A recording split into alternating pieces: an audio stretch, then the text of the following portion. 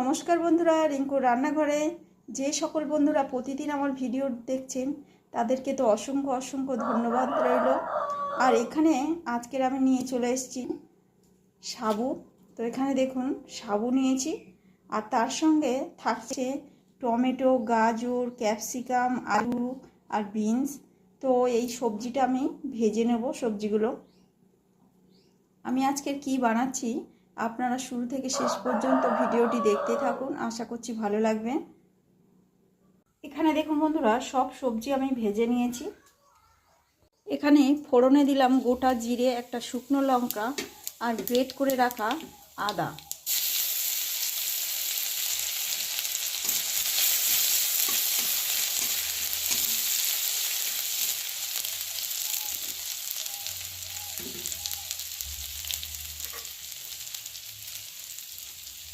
আদা থেকে একটা কাঁচা গন্ধ বেরিয়ে যাওয়ার পর সবজিটা আমি ওর মধ্যে দিয়ে দিলাম। দিয়ে দিলাম সেদ্ধ করা ডাল,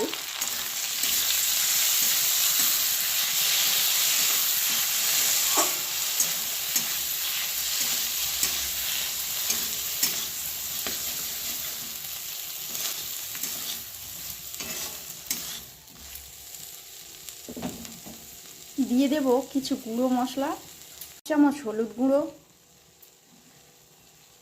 হাফ চামচ জিরে ধনের গুঁড়ো, হাফ চামচ লঙ্কার গুঁড়ো আর স্বাদ মতো লবণ।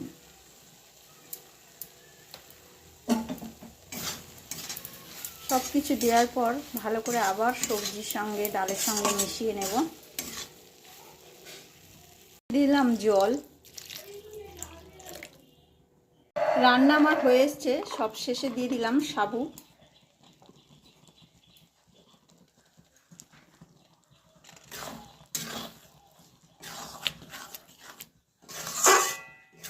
আপনারা চাইলেই বাচ্চাদের টিফিনে, বড়দের টিফিনেও এটা দেয়া যায়। ওপর থেকে দিয়ে দিলাম চিনির গুঁড়ো আর দিয়ে দিলাম ঘি।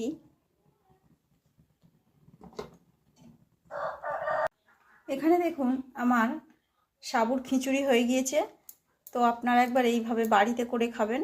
আর ওপর থেকে আমি ভাজা মশলা দিয়ে দিলাম। তো এখন গরম গরম সার্ভ করব। এইভাবে খাবেন, কেমন হয়েছে কমেন্টে জানাবেন।